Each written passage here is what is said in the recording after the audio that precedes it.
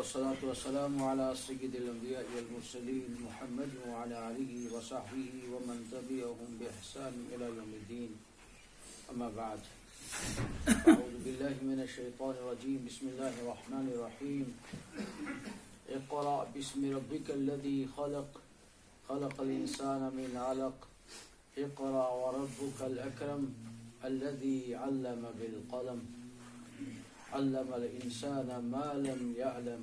صدق الله المولانا العظيم وصدقنا رسوله النبي الكريم ونحن من ذلك الشاهدين والشاكرين والحمد لله رب العالمين. بزرگوں اور بھائیوں،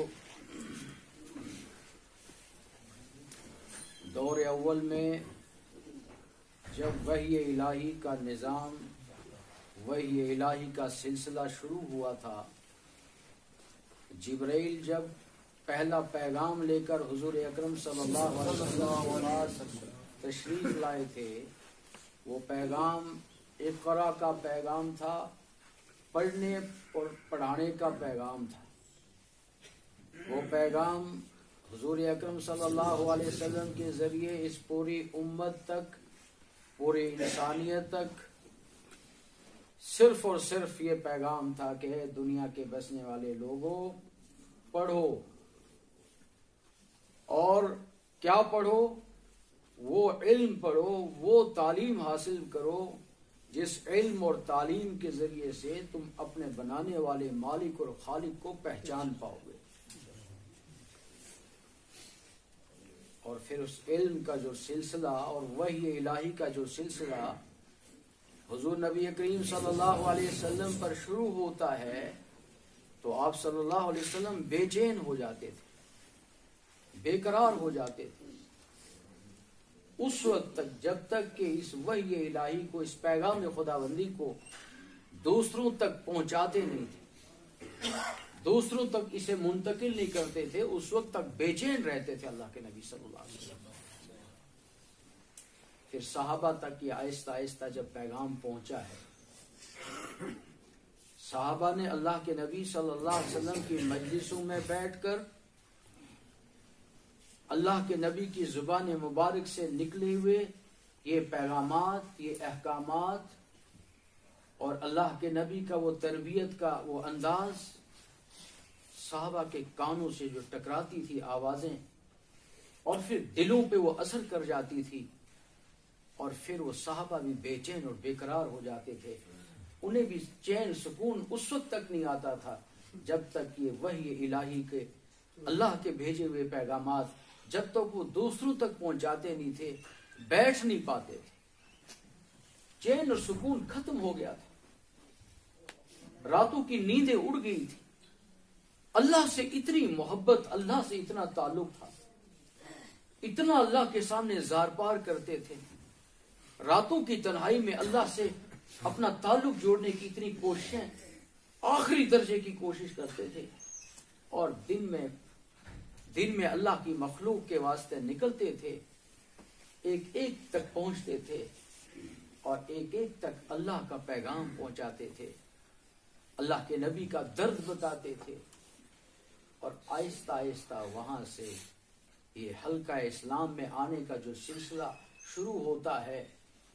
ایک وہ دور ہے جو مکی دور ہے، ایک وہ دور ہے جو مدینہ منورہ کا دور ہے. ان دونوں ادوار کو یہود دونوں کو پڑھتا ہے اور پڑھ کے اس پر ریسرچ کرتا ہے کہ آخر وجہ کیا ہے کہ ایک اکلوتے فرد واحد کھڑے ہوتے ہیں، زبان میں لکنت تھی اور ان کی نظروں میں اس وقت کوئی بہت بڑے عالم بھی نہیں تھے، لیکن آخر وہ کیا وجہ کہ میڈیا بھی نہیں تھی اور کوئی سورس بھی نہیں تھا کہ یہ پیغام پوری دنیا میں کم وقت میں کیسے پہنچا، کیسے پھیلا اور کیسے لوگ تیار ہو گئے. اللہ کے نبی کی اس دعوت کو ماننے کے لیے اتنا جلد لوگوں کا تیار ہونا اور پھر پوری دنیا میں اس دعوت کو پہنچانا، یہ کیسے ممکن ہو پایا؟ یہود اس پر ریسرچ کرتا ہے اور پھر ریسرچ کے بعد اس نتیجے پہ پہنچتا ہے کہ حضور اکرم صلی اللہ علیہ وسلم نے فرمایا تھا کہ بعثت لمتمم مکارم الاخلاق، بعثت معلما، کہ مجھے ایک معلم بنا کے بھیجا گیا تھا، مجھے ایسا معلم بنا کے بھیجا گیا تھا کہ دنیا کے بگڑے ماحول اور معاشرے کو میں سدھاروں، اس سوسائٹی کو میں ایک مہذب سوسائٹی بناؤں، ان بگڑے لوگوں کو، پچھڑے لوگوں کو راہ راست پہ لاؤں۔ تو یہود اس بات پر ریسرچ کر کے اس نتیجے پہ پہنچتا ہے کہ حضور اکرم صلی اللہ علیہ وسلم جیسا معلم، آپ جیسا ٹیچر، آپ جیسا استاذ، ایسا مخلص مربی دنیا کو کبھی نہیں ملا۔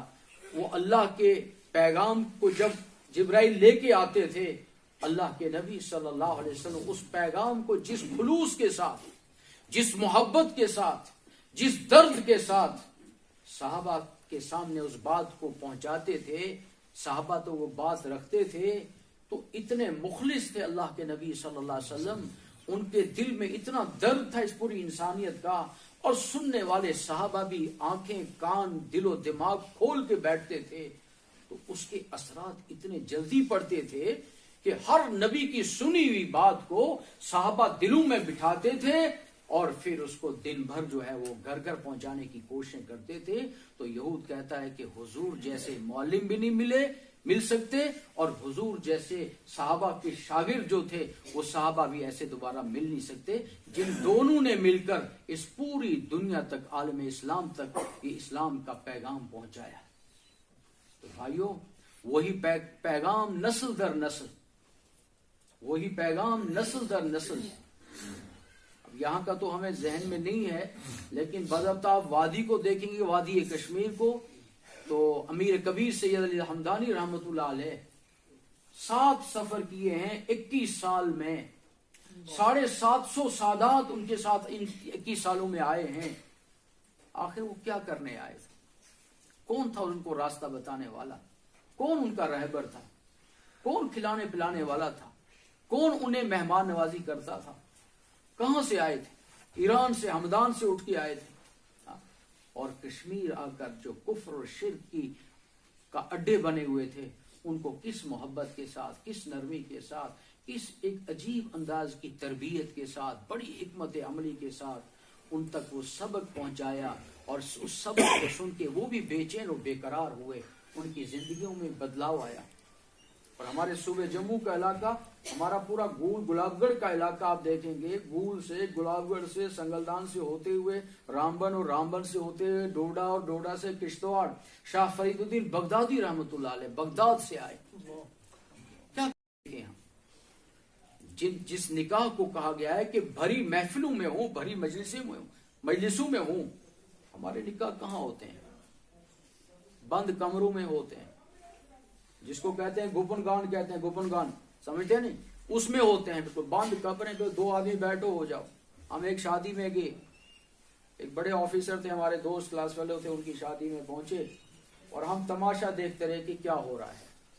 ماشاءاللہ کشمیر جیسے علاقوں میں بھی اے سی لگے تھے ٹینٹوں میں، اور برات کے استقبال کے لیے 500 آدمی کھڑا تھا، 100 گاڑیاں برات میں پہنچی تھی، 2 آدمی گاڑی میں، ایک گاڑی میں 2 آدمی بیٹھا ہوا تھا، بڑے استقبال زبردست طریقے سے، اور کھانے کی وہ تباہی تھی کہ مت پوچھئے، اس قدر فضولیات کی انتہا۔ اور آخر میں یہاں تک ہوا کہ برات کو کھانے سے فارغ کر دیا، اب تیاری ہو گئی، اب کہتے ہیں جی چلو نکالو لڑکی کو رخصتی۔ ہم نے آہستہ سے ایک سے کہا کہ بھئی نکاح تو پڑھواؤ، نکاح تو پڑھا نہیں۔ کہتے ہیں ہو نکاح بھول گئے، ایک کونے میں 2 آدمی 4 آدمی بیٹھو، نکاح پڑھ لو جلدی سے۔ جس کے لیے یہ سب کچھ ہو رہا ہے، نکاح ہی بھول رہے ہیں۔ یہ حال ہمارا ہے بھائیو، ہم کہاں جا رہے ہیں؟ کون سی ترقی چاہ رہے ہیں؟ کہاں ہوگا یہ ترقی؟ ہے کہ تھانہ منڈی چھوڑ کے جموں میں مکان بنائیں، تھانہ منڈی سے بچوں کو اٹھائیں، جموں پڑھائیں، اور بہت بڑا تعلیم یافتہ طبقہ ہو گیا ہمارے بچے، ہماری بچیاں اور بچے یہاں سے جا کے جموں پڑھیں، اور کنٹرول ماں باپ انہیں نہ کریں، ان کو بے قابو چھوڑ دیں، اکیلے چھوڑ دیں، تنہا چھوڑ دیں، نہ یہاں کبھی ان کی تربیت ہوئی تو نہ وہاں کبھی ہوئی، تو بچے جائیں گے کہاں؟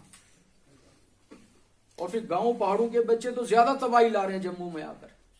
ہمارے صوبے جموں کے گاؤں دیہاتوں کے بچے جموں میں آ کر اور تباہ ہو رہے ہیں، بچے اور بچیاں ہماری تباہ برباد ہو رہے ہیں، کیونکہ تربیت نہیں ہے، نہ گھروں میں تربیت پہلے بچپن سے ہوئی نہ باہر ہوئی۔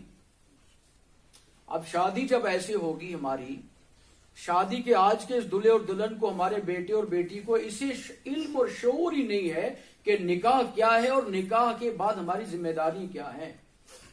خطبہ نکاح میں کیا پڑھا گیا اس کی تشریح ہوئی نہیں کبھی ہمارے یہاں، کوئی بڑا مسئلہ نہیں تھا، 3 ہی آیات۔ کیا بہتر ہوتا کہ جمعہ کے موقع پر دلہا دلہن آتا، سارے رشتہ دار آتے، دونوں خاندان آتے، سارے جوانوں کو بلایا جاتا، دعوتیں ہوتی، لمبی چوڑی بلایا جاتا سب کو کہ جامع مسجد میں نکاح ہوگا اور نکاح خطبہ نکاح پر وضاحت ہوگی اس کی کہ 3 ہی آیتیں پڑھنے کو کیوں کہا گیا ہے، اور چوتھی 5ویں آیت بھی پڑھ لیتے، اور بڑی بڑی صورتیں تھی پڑھ لیتے، 3 ہی آیات کا انتخاب کیوں فرمایا جناب محمد رسول اللہ صلی اللہ علیہ وسلم نے؟ ان 3 آیات کی حقیقت کیا ہے؟ آپ ایک ہی بات کو لے کے چلیے سر، ایک ہی آیت کو، یا ایھا الذین آمنوا اتقوا اللہ وقولوا قولا سدیدا، جہاں پوری انسانیت کے لیے، امت مسلمہ کے لیے یہ حکم ہے اللہ کا۔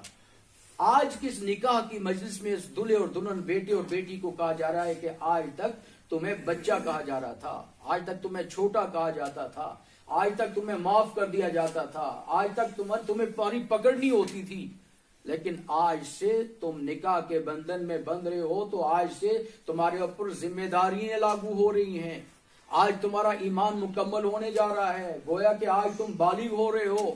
آج سے اب سب سے پہلا اے بیٹا یہ کام کرنا دونوں کہ سب سے پہلے تم دونوں اپنی زبان کو لگام لگانا۔ دیکھیے معاشرے کی جو بنیاد بن رہی ہے اور نسل در نسل اضافے کے لیے جو بنیاد ڈل رہی ہے وہ ہے سب سے پہلے زبانوں پر قابو اور کنٹرول۔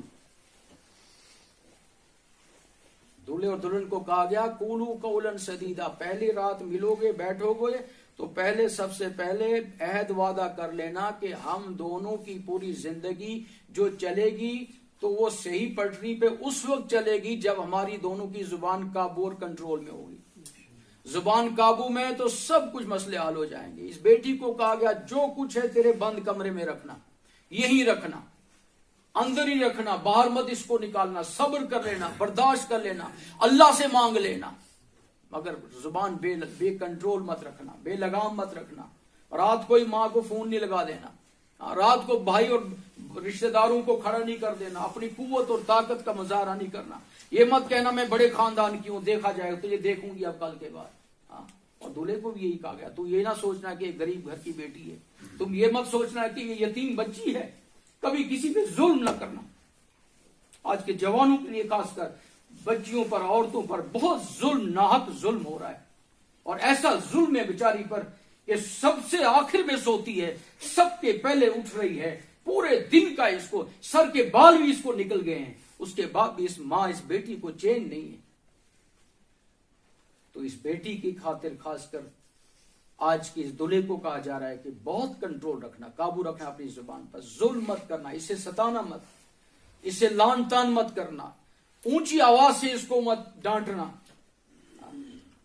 اور پھر اس کا پیٹ میں ایک دن کا بھی اگر حمل ہوگا تو اس کے بعد سے تو اور زیادہ کنٹرول کرنا، قطعاً اس بچی پر بوجھ نہیں ڈالنا، ذہنی بوجھ اس کے اوپر مت ڈالنا، اونچی بات اس کے سامنے مت کرنا۔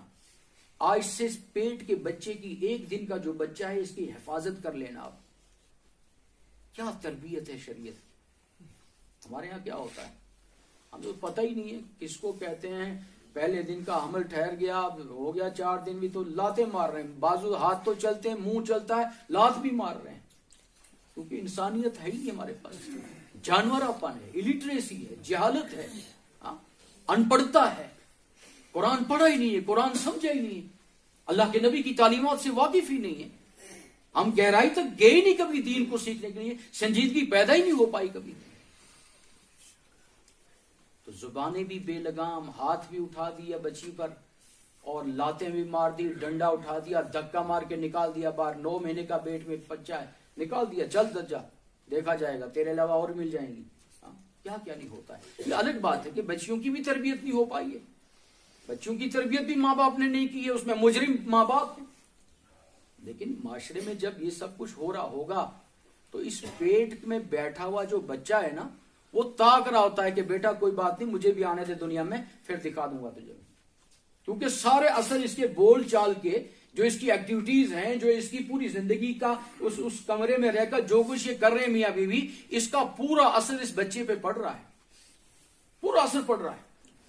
اور پھر جب یہ بچہ پیدا ہوگا, سب سے پہلے تو یہ بچہ معذور اور کمزور پیدا ہوگا, صحت مند نہیں ہوگا, تندرست نہیں ہوگا, کیونکہ اس کو ٹارچر کیا گیا ہے زبردست طریقے سے. بچی بھی ٹینشن میں رہی ہے, بہت پریشان رہی ہے. اس کو وہ ڈائٹ, وہ غذا نہیں مل پائی جو پیٹ میں بچہ ہے تو اچھی غذا کھائے, وہ غذا اس کو مل نہیں پائی. اس کو نیند بھی پوری نہیں ہو پائی. تو اس بچے کی جو پرورش پیٹ میں ہونی تھی وہ صحیح ہو نہیں پائی, جو جس کے نتیجے میں پیدا ہوتے ہی بچہ بیمار ہو گیا ہے, کمزور ہے. اب اسے آئی سی یو وارڈ, دوائیں اسے آج سے پہلے دن سے اس کی قوت و طاقت کو ختم کر دیں گی. وہ دوائیں کہ جو انسان کو بیمار رکھنے کے لیے ہی بنائی گئی ہیں. ایک بڑا مافیا ہے جس کا کاروبار, جس کا بزنس ہی یہی ہے کہ دوائیوں کے ذریعے سے لوگ بیمار ہوں اور بیمار ہوں تاکہ اور دوائیں چلیں, کاروبار چلے. اور پھر وہ کاروبار چل رہا ہے. اب بچے کے چھوٹی سی ایک دن سے اس کے علاج شروع ہونے جا رہے ہیں. اب یہ بچی بیچاری اس وقت بھی دکھی رہی, 9 مہینے اب پیدا ہو گیا بچہ. اب یہ کتنا اس کے لیے ستم ہے, کتنی مصیبت ہے اس کے لیے. لے دے کے جا کے یہ اپنے ماں باپ کے گلے پڑ جاتی ہے, اور پھر وہیں جو ہوتا ہے پھر سہتی ہے ماں, اسے پتا ہے. باپ تو دن بھر گزارا کر لیتا ہے آگے پیچھے, لیکن وہ ماں کیا برداشت کرتی ہوگی اس بچی کے ساتھ رہ کر, اس کے بچے کے ساتھ. پھر آگے کیسے حالات ہوتے ہیں, سب کچھ چلتا ہے. اللہ کے نبی صلی اللہ علیہ وسلم نے جو نظام فطرت بتایا ہے, جو نظام بتایا ہے کہ اللہ تعالیٰ اس پیٹ کے بچے کی کیسے پرورش کر رہا ہوتا ہے. یہ بچہ جب 1 دن کا ہے تو ندا لگاتا ہے فرشتہ, اللہ کی طرف سے حکم ہوتا ہے. یہ فرشتہ آواز دیتا ہے کہ اے اللہ, اے اس گوشت, یہ اللہ اس نطفے کے رب بتاؤ میں کیا کروں اسے.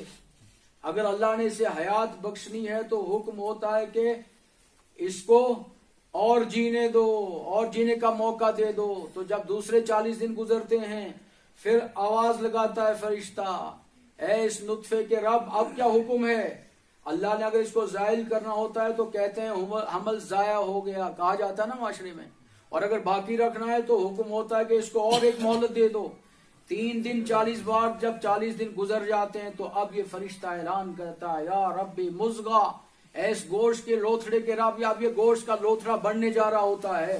تو اب اعلان ہوتا ہے کہ اب کیا کرنا ہے. تو اب اللہ فرماتے ہیں اگر اسے بچانا ہے تو ٹھیک ہے, نہیں تو اب اس کو زائل کر دیا جاتا ہے. اور اگر بچانا ہے تو اب اس کے اندر روح پھونکی جاتی ہے. اب اس کے اعضاء و جوارح بننا شروع ہو جاتے ہیں, ہاتھ پیر بدن جسم پورا بننا شروع ہوتا ہے. پھر اس کے اندر 120 دن کے بعد روح پھونکی جاتی ہے.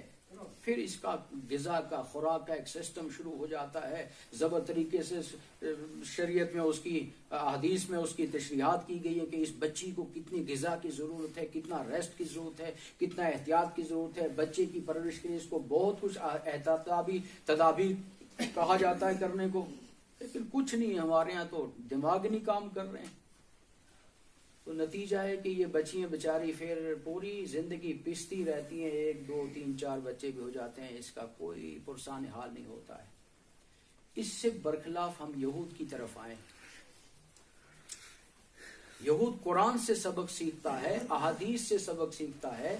یہود کے ہاں, ہمارے ہاں جوائنٹ فیملی سسٹم ہے کہ کچھ بھی ہو زبردستی پکڑ کے رکھنا ہے, بچوں کو الگ ہونے نہیں دینا ہے. جب تک لڑائیاں نہیں کریں, سر نہ توڑے, تب تک الگ نہیں ہونے دینا ہے. یا ماں یا باپ کو جب تک پٹائی نہیں کریں تب تک چھوڑنا نہیں الگ. یہ خلاف شریعت ہے. فیملی جوائنٹ فیملی سسٹم شریعت میں نہیں ہے.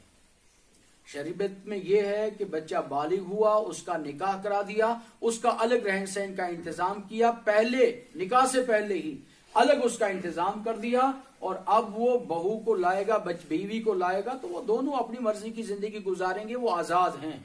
اور ہم انتظار کرتے ہیں کہ کب بہو آئے تو ہمیں بنا کے لا کے کھلائے پورے گھر کو, पूरे घर की खादिमा बने, सबके कपड़े धुले, सबके लिए सब कुछ करे, ये हम इंतजार में रहते हैं। यहूद के यहाँ ऐसा नहीं है। यहूद के यहाँ ऐन शरीयत के मुताबिक होता है कि जब बच्चा बालिग हो गया जल्दी शादी होती है उनके यहाँ, अगर होने वाली होती है तो, अगर करनी होती है तो फिर शादी करते हैं, नहीं तो फिर शादी की उनके यहाँ जरूरत ही नहीं है। लेकिन जो तबका उनके यहाँ शादी करना चाहता है या करता है, वो लोग सबसे पहले बच्चे का मकान अलग बनाते हैं, फिर बच्चे की मर्जी की शादी करवा के उसको उस घर में छोड़ देते हैं। उसके बाद ये बेटा और बेटी जो दोनों आए हैं, ये पहली रात बैठ के अपनी पूरी जिंदगी की प्लानिंग करते हैं। और रोजमर्रा का टाइम टेबल जो हमारे मस्जिद में मिकात सलात इतने एक एक क्वांटल लगा के रखे हुए हैं मिकात सलात, लेकिन ना मस्जिदों के निजाम का पता, ना घरों के निजाम का पता। जिस घर का मिकात सलात सही नहीं है उस मस्जिद का भी नहीं सही हो सकता। असल तो घरों का टाइम टेबल है, वो है ही नहीं हमारा, वो बना ही नहीं कभी, ना बनाना चाह रहे हैं, ना बनाना चाहेंगे। घरों में कोई टाइम टेबल नहीं है। आप मस्जिदों की सुई पे सुई चढ़ाते हैं, आकर लोग लगे होते हैं, आज सुई इतनी, आज यहां टाइम जाए, आज वही काम है। और होते दो तीन नहीं है, जिनका घरों में भी नहीं चलती वही आके मस्जिदों में चढ़े रहते हैं। तो पहले घरों में अपना टाइम टेबल बनाया जाए, औकात को तकसीम किया जाए। उसके बाद वो यहूद बेटी और बेटा दोनों ये खासकर मुआहिदा करते हैं, एग्रीमेंट होता है उनका, अगर बेटा होगा तो क्या करेंगे, बेटी होगी तो क्या करेंगे, पहले से ही तय करते हैं। अभी पहली मुलाकात है, समझे। और उसमें तय होता है कि अगर बेटा हो जाता है तो हम क्या करेंगे। उनकी पूरी दुनिया पर नजर दौड़ती है कि लेटेस्ट इस वक्त किस चीज की दुनिया को जरूरत है, कौन सी चीज जो अभी नहीं दुनिया में आ पाई है, कोई लेटेस्ट टेक्नोलॉजी ऐसी कि जो अभी दुनिया को में मुतारिफ नहीं हुई है, उस चीज का माहिर वो साइंटिस्ट बच्चा हम बनाएंगे।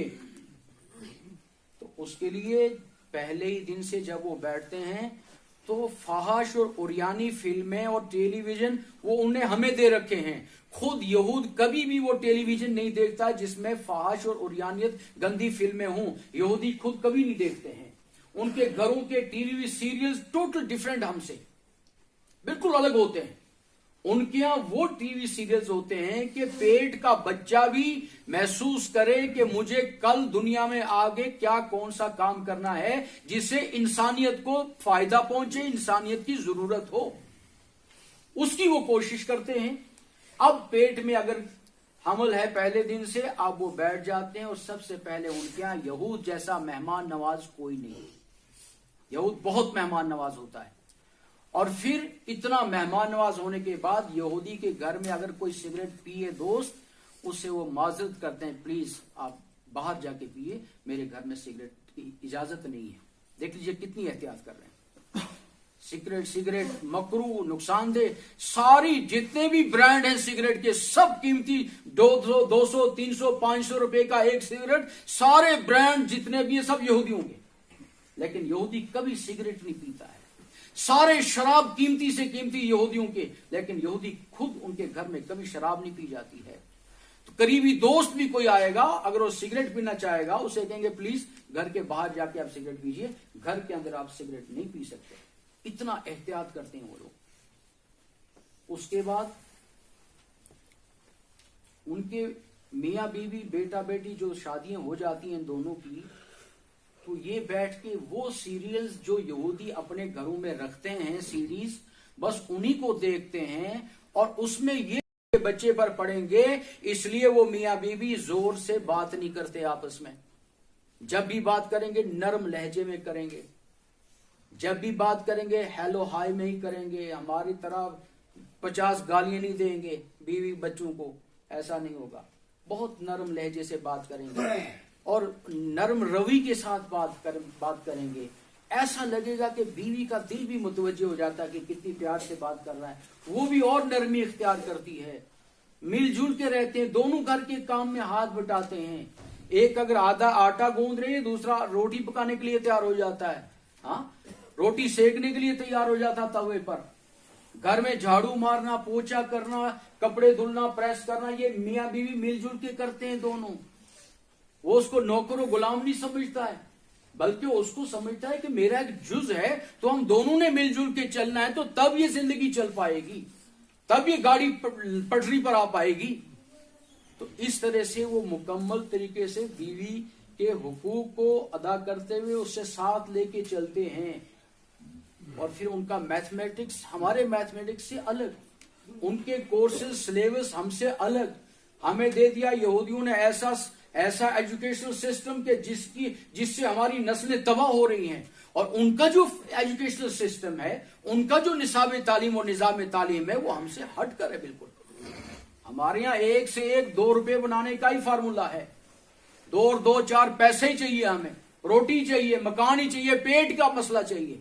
ان کے ہاں وہ چیز نہیں ہے، ان کا میتھمیٹکس، ان کے سائنس، اور ان کے بچے جو سائنٹسٹ بن رہے ہیں وہ دنیا کو فائدہ پہنچانا چاہ رہے ہیں کہ دنیا میں کون سی چیز ابھی نہیں بن پا رہی ہے، لیٹسٹ ٹیکنالوجی کہاں تک پہنچی ہے اور کہاں رہ گئی ہے، کمزور رہ گئی ہے، ہم اس کو اور آگے بڑھائیں کہ انسانی ضرورت ہے۔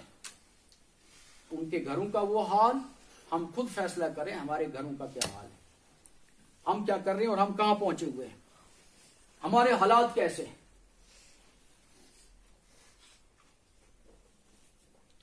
تو بھائیو، جب تک قرآن سے رابطہ تھا، جب تک قرآن کو پڑھایا جا رہا تھا، اس وقت تک یہ امت زندہ تھی، اس وقت تک یہ امت اس دھرتی پر بوجھ نہیں تھی، اس وقت تک اوپر والا اسے دیکھ رہا تھا، یہ جو کچھ چاہتے تھے وہ کچھ ہوتا تھا۔ اور اب جو ہمارے حالات ہیں، اوپر والا بھی دیکھ کے ہم سے اب عاجز آ چکا ہے، اور اس کے نتیجے میں پھر زلزلے آ رہے ہیں، قحط سالیاں آ رہی ہیں، خشک سالیاں آ رہی ہیں، سیلاب آ رہے ہیں، نہ جانے موسم نہیں ہے اور بارشیں اور برف ہو رہی ہیں، موسم ہو کر سیزن ہے لیکن بارشیں نہیں ہو پا رہی ہیں۔ یہ اللہ کی ناراضگی ہیں، اللہ کا غصہ ہے جو ہم پر اس وقت۔ تو اس طرح کے جو اجتماعات ہیں بھائیوں، مسجدوں میں ہمارے مساجد کے ذمہ داران، آئمہ، علماء حضرات، مدارس کے لوگ، جماعتوں کا جو چلنا پھرنا، یہ اس لیے ہو رہا ہے کہ ہم جاگیں، بیدار ہو جائیں، پڑھنا سیکھیں، پڑھنا شروع کریں، حقیقت میں جو علم، صحیح تعلیم ہے اسے پڑھیں، نفع بخش علم حاصل کریں، جس علم کے ذریعے نفع پہنچے میری ذات کو اور میرے علم سے دوسروں کو نفع پہنچے، اس علم کو سیکھنے کی ضرورت ہے، اس علم کو پڑھنے کی ضرورت ہے، اس علم کو سمجھنے کی ضرورت ہے۔ ایک تو ہماری شادیاں جو صرف دولہے کو مہر تھا اور بچی کے لیے میراث تھی، باقی کچھ نہیں تھا۔ شادی کتنا بڑا بنا دیا شادی کو، ہمیں کتنا مہنگا بنا دیا، کتنا مشکل بنا دیا۔ اس لاک ڈاؤن میں ہم ایک نکاح پڑھنے گئے، ہم تو 3 ہی آدمی تھے، جب واپس آئے رات 10:30 بجے بعد، کیونکہ دن بھر کرفیو تھے کشمیر میں ایک جگہ، اور یقین جانیں گے آپ کے مین سڑک پر، مین روڈ پر رات 11 بجے جام لگ گیا ہے، 200 گاڑیاں کھڑی ہیں، کم سے کم 150 لڑکیاں، عورتیں ناچ رہی ہیں ڈھول باجے پر، بارات کا استقبال کر رہی ہیں، اوپر سے کرفیو ہے، اس کا کورونا کی وجہ سے کرفیو تھا۔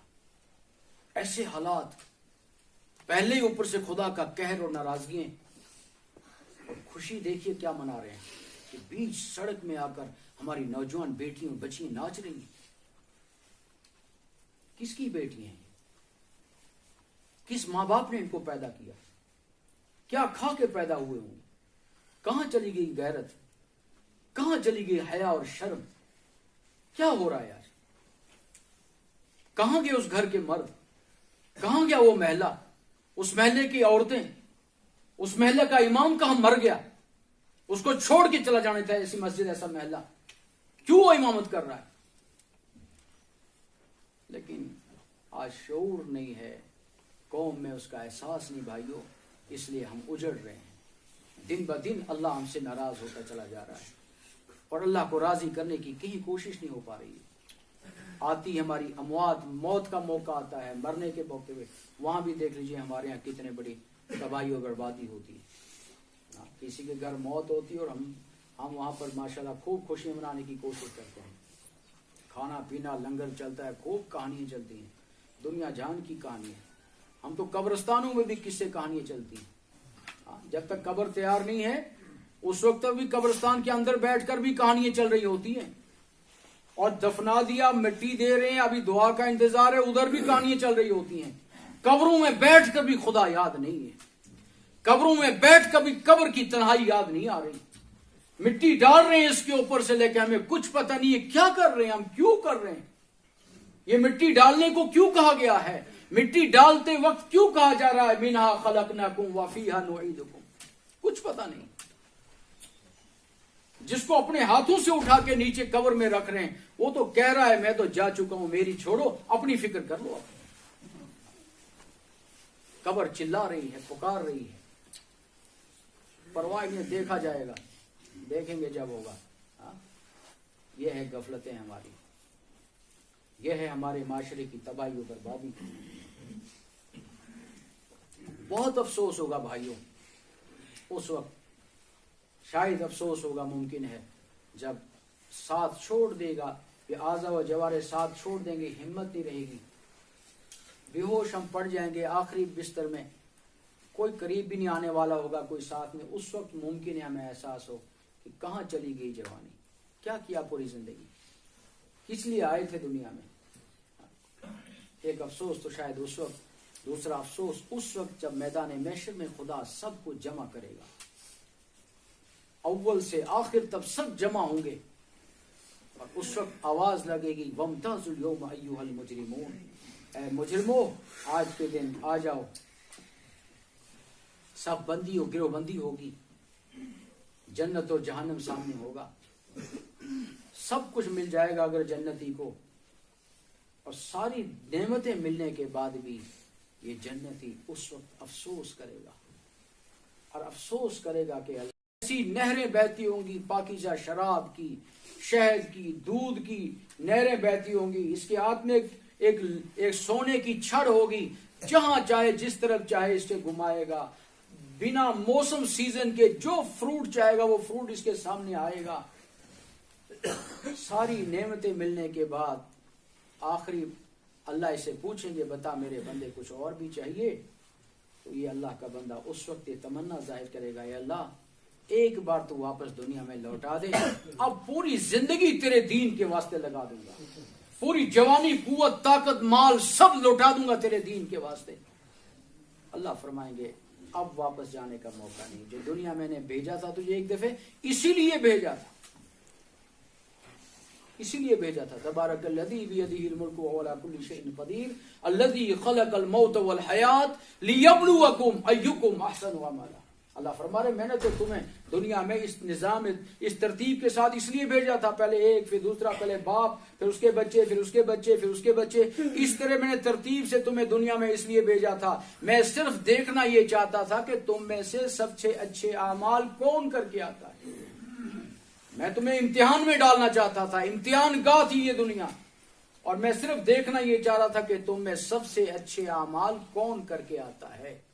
اللہ نے اس لیے تو دنیا میں بھیجا تھا, اس لیے تھوڑے بھیجا تھا کہ بلڈنگوں پہ بلڈنگیں, پراپرٹی پہ پراپرٹیاں, اور بچوں کو خوب پڑھاؤ جی, دور لے جاؤ جی, جو چاہے ہو جائے, دیکھا جائے گا, چاہے چپراسی لگانا, چاہے لاکھوں روپے رشوت کیوں نہ دینا پڑے, سود کا کیوں نہ لینا پڑے, لگانا چپراسی ہے, چاہے کچھ بھی ہو جائے. کیا ہوگا, کس تعلیم کے پیچھے پڑے ہیں, کیا کریں گے اگر ہمارے بچے جموں دہلی جا کر یا برطانیہ بڑی بڑی یونیورسٹیوں میں کیمبرج تک بھی پہنچ جائے, کیا کر پائیں گے؟ زیادہ زیادہ I S I P S ہی کریں گے, کیس کے پی ایس ہی بن پائیں گے نا, اور کیا بنیں گے؟ زیادہ زیادہ ڈی جی بن جائے گا, ڈی جی پی بن جائے گا, چیف سیکرٹری بن جائے گا, چیف جسٹس بن جائے گا, اور کیا کر سکتا. آخر تو مرنا ہے, آخر تو موت ہے نا. تو موت کے لیے تو تیاری کہیں نہیں ہوئی, نہ باپ نے کی, نہ اولاد کو کرائی. بڑا بڑا بنا کے بڑا بڑا دور اوپر پہنچا دیا, لیکن اس کو پتہ ہی نہیں کہ میں ایسا بڑا کہ میرے نیچے کچھ رہا ہی نہیں. کافی خدا کھینچے گا اس کو ٹانگ, اس کے پتہ ہی نہیں چلے گا, سارے سٹار اتر جائیں گے, سارے عہدے ڈگریاں ختم, سارے سنتری منتری ختم, کچھ نہیں. حضور اکرم صلی اللہ علیہ وسلم نے ارشاد فرمایا کلکم راعی वकुल्लुकुम मसऊलुन अन रअयती, कि देखो तुम में का हर एक जिम्मेदार है, नबी ने फरमाया तुम में का दुनिया में हर एक जिम्मेदार है, और हर जिम्मेदार शख्स से उसकी जिम्मेदारी के ताल्लुक से पूछा जाएगा। पूरी दुनिया के हर इंसान को खुदा पूछेगा। किस धोखे में हम बैठे हैं कि बड़ी ताकत आ गई, अब हालात आ गए, अब क्या होगा, अब तो ऐसा निजाम आ गया, अब तो ऐसी हुकूमतें आ गई, अब पता नहीं क्या होगा, क्या हो रहा। ईमान वाले का यकीन जो है अल्लाह पर जब तक नहीं होगा तो वो भटकता और बहकता रहेगा। जब उसका अल्लाह पर यकीन होगा, अल्लाह पर कामिल और मुकम्मल यकीन होगा, तो उसके सामने ये दुनिया कीड़ा मकोड़ा और मच्छर से कुछ नहीं, उससे बड़ी नहीं। तो हुजूर ने फरमाया तुम में का हर एक जिम्मेदार है और हर एक से उसकी जिम्मेदारी के ताल्लुक से पूछेगा। अल्लाह पूछेगा, प्राइम मिनिस्टर ऑफ इंडिया को खुदा पूछेगा, पूरे मुल्क के वजीर आजम को खुदा पूछेगा, भगवान पूछेगा, ईश्वर पूछेगा, अल्लाह पूछेगा, मैंने तुम्हें चीफ मिनिस्टर बनाया था पूरे मुल्क का, बताओ तुमने इस मुल्क के आखिरी सरहद के आखिरी कोने के आखिरी मकान की गरीब और बेवा और यतीम और उसके हकदार के साथ क्या उसका हक अदा किया या नहीं किया। इतना ही नहीं, आज की गवर्नर इंतजामिया को खुदा पूछेगा, गवर्नर बनाया था पूरी रियासत जम्मू और कश्मीर के एक एक आखिरी जिले के आखिरी कोने का, बताओ तुमने उनके हुकूक को अदा किया, उनकी जरूरतों को पूरा किया या नहीं किया। उनकी जो भी जरूरतें थी, वो इनफरादी उसकी कोई हक था उसका या इज्तिमाई हुकूक थे लोगों के, बताओ तुमने उनको अदा किया या नहीं किया। और नीचे आइए, खुदा डिप्टी कमिश्नर से पूछेगा, बड़ी शौक से कुर्सी पे आके बैठा था, लेकिन तुझे नहीं पता था बेटा तू इस पूरे डिस्ट्रिक्ट का डिप्टी कमिश्नर नहीं, तू इसका नौकर है। और खुदा तुझसे पूछेगा इस नौकरी के ताल्लुक से कि तुझे नौकर बनाया था इस जिले का, बता तूने इनके हक अदा किए नहीं किए, इनके जो जायज जरूरतें थी, जो मसाइल थे, जो परेशानियां थी, क्या तूने एक एक को सुना या नहीं सुना। और ऐसे ही एसएसपी से भी खुदा पूछेगा। नीचे आइए तो तहसीलदार से खुदा पूछेगा, और नीचे आइए तो ब्लॉक डेवलपमेंट के एक एक डिपार्टमेंट के एक एक ऑफिसर से खुदा पूछेगा, एक एक डिपार्टमेंट ब्लॉक का तुम्हारे हाथ में था, बताओ तुमने गरीबों को, एग्रीकल्चर के मसाइल हों, पीएचई के हों, पीडब्ल्यूडी के हों, पीडीडी के हों, दूसरे जितने डिपार्टमेंट से, उन सब डिपार्टमेंट्स के ताल्लुक से बताओ क्या तुमने उनकी जो जरूरतें थी, जो उनके हुकूक थे, जो जिनके तुम नौकर थे, बताओ उनके पास जा जाके तुमने उनके हक अदा किए या नहीं किए। और नीचे आइए तो अल्लाह ताला सरपंच को भी पूछेगा, तुझे सरपंच मैंने बनाया था, वार्ड मेंबर बनवाया था, बताओ अपने पंचायत की, अपने वार्ड की, बताओ तुमने कितनी फिक्र की थी एक एक इंसान की, चाहे तुम्हें वोट दें या ना दें, वो उनका जाती हक है। और शरीयत का मतलब, शरीयत में सियासत है और वो सियासत जिसमें बेईमानियां और चोरियां चमारियां नहीं है। शरीयत में वो सियासत है, वो तस्वर है कि इलेक्शन में अगर दो खड़े हैं, अगर तुम्हारी नजरों में हिंदू गैर मुस्लिम अगर अमानतदार है, दयानतदार है, वो तुम जानते हो कि वो बेहतर काम कर पाएगा, ऐसे मुसलमान से हटकर उसको वोट सपोर्ट करो उसको। ये शरीयत का मिजाज है। और जिसको भी चाहे वोट दिया नहीं दिया, उसका हक है नहीं दिया, लेकिन उसको उसके हुकूक को अदा करना पड़ेगा। और नीचे आकर वालिदैन को, हर घर के माँ बाप को पूछा जाएगा, बताओ तुमने अपनी औलाद के कितने हुकूक अदा किए, जो तुम्हारे ऊपर जिम्मेदारियां थी एक वालिद होने की हैसियत से, एक माँ होने की हैसियत से, अपनी औलाद की तरबियत कैसे की, क्या सिखाया था इस औलाद को जब ये पेट में थी, जब ये 2.5 साल दूध पी रहे थे, जब ये बचपन में थे, 3-4 साल की उम्र में, 7 साल की उम्र तक क्या किया इनके साथ, 10 साल की उम्र में क्या किया इनके साथ, 20 साल की उम्र में क्या किया जालिमों तुमने इनके साथ। फिर आगे अल्लाह भला करे, फिर आखिर में पकड़ होनी है इमाम की। सबके आखिर में इमाम से खुदा पूछेगा, तेरे पीछे सारे झुकते थे, सारे, जब तक तू सजदा नहीं उठता नहीं था, सारे सजदे में ही रहते थे, जब तक रुकू से नहीं उठता था तब तक नहीं उठते थे लोग, तेरे पीछे जनाजे भी, अजाने भी, निकाह भी, सब कुछ, सब तेरे पीछे चलते थे। बता इमाम, तूने अपने मुक्तदियों की कितनी फिक्र की थी, तूने अपने मुक्तदियों के कारोबारी आमदन और खर्च पर कितना काबू और कंट्रोल किया था कि मेरा मुक्तदी क्या शादी है, ब्याह है, मरना जीना है, कैसा हो रहा है, क्या तूने उसकी फिक्र की। आज तो जोड़ ही नहीं है महल्ले में, इमाम और मस्जिद का जोड़ ही नहीं है, महल्ले वालों का और इमाम साहब का जोड़ ही नहीं है। 650 امام نکال دیے گئے اس بار یہ کہہ کر کورونا ہے مسجد میں تالا لگ گیا امام جاؤ اپنے گھر. جو 1000 روپے تنخواہ سے 8000 روپے 16 سال میں پہنچا تھا اس کو کہہ دیا چلا جا. بیچارہ گاؤں سے اٹھ کے آیا تھا 16 سال شہر میں رہا, بچے پڑھائے لوگوں کے, نمازیں پڑھاتا رہا, مکتب چلاتا رہا. 16 سال کے بعد اس کو کہا گیا گھر جاؤ, 6 مہینے مسجدیں بند, تالے لگ گئے.